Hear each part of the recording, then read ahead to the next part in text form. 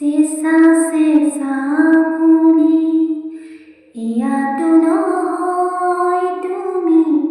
গধূলি গোলাপ মোৰ শুই থকা জননী নতুন ফাগুন মোৰ হেৰুৱা সপোনবোৰ তোমাৰেই পাৰিজাত তোমাকে সামৰি তোমাৰেই পাৰিজাত তোমাকে সামৰি